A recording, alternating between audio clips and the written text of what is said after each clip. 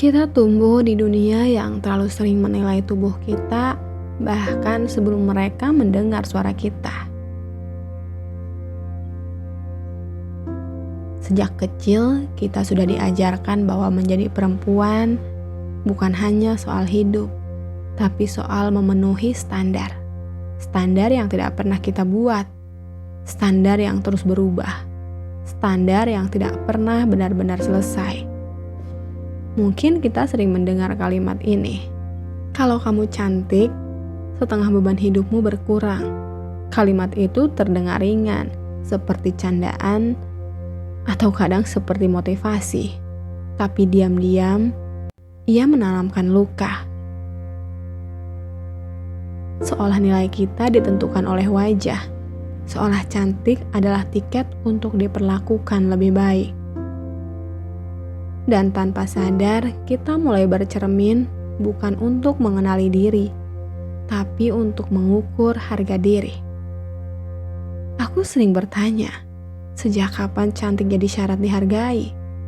Sejak kapan wajah jadi modal utama? Sejak kapan menjadi biasa terasa seperti kegagalan? Sejak kapan menjadi biasa terasa seperti kegagalan? Kita belajar tanpa henti. Kita membangun kemampuan pelan-pelan. Tapi dunia tetap bertanya. Berpenampilan menarik. Mencantumkan syarat itu seolah kecerdasan kita masih perlu disaring lewat tubuh kita. Seolah pengalaman dan kerja keras masih belum cukup tanpa standar visual tertentu. Kita dinilai dari cara berpakaian. Terlalu tertutup kita dibilang kuno.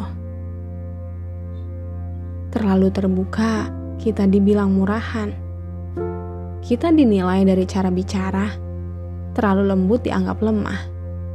Terlalu tegas disebut galak. Kita dinilai dari cara hidup. Mandiri dibilang sulit diatur. Bergantung dibilang tidak mampu. Rasanya apapun pilihan kita selalu ada komentar. Dan lama-lama kita sadar. Masalahnya bukan pada pilihan kita. Masalahnya adalah dunia yang merasa berhak menilai kita. Bahkan ketika kita dianggap cantik, itu bukan berarti kita aman. Karena cantik juga tidak selalu berarti dilindungi. Kadang justru berarti lebih sering diperhatikan. Lebih sering dikomentari. Lebih sering disalahkan atas sesuatu yang bahkan bukan kesalahan kita. Kita belajar mengecilkan diri, mengatur cara tertawa, mengatur cara duduk, mengatur cara berjalan. Bukan karena kita ingin, tapi karena kita tahu jika sesuatu terjadi, kita mungkin yang akan disalahkan lebih dulu.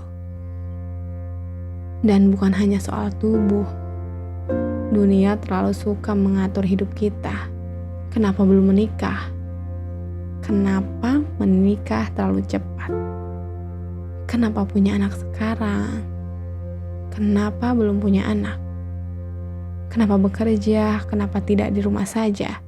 Seolah hidup kita adalah ruang publik yang bebas dikomentari siapapun. Pertanyaan itu mungkin terdengar biasa, tapi ketika diulang terus-menerus, ia berubah menjadi tekanan. Dan yang paling menyakitkan, kita sering dipaksa bersaing dengan sesama perempuan.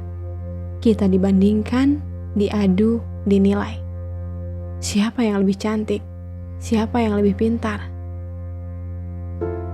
Siapa yang lebih sukses? Siapa yang lebih pantas?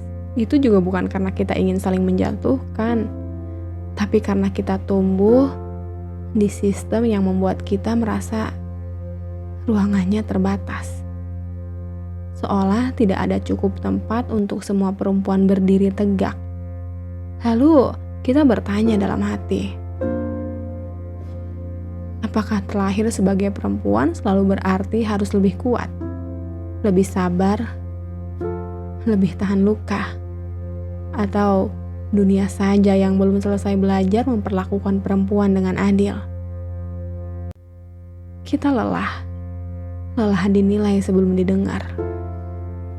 Lelah dibandingkan sebelum dihargai.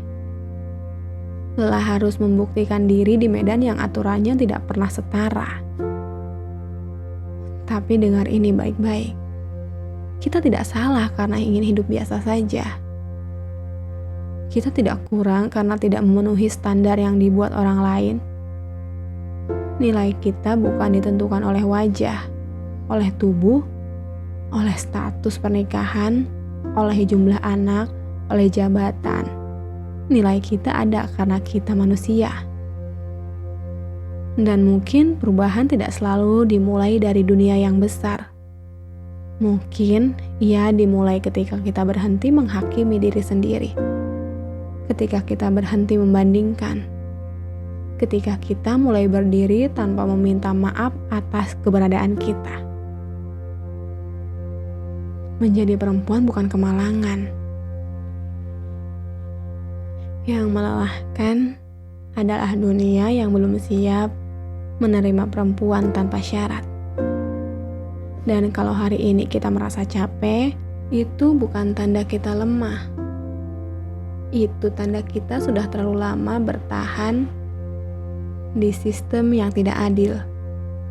Tapi kita masih di sini, masih berdiri, masih berjalan. Dan mungkin itulah bentuk keberanian kita yang paling nyata.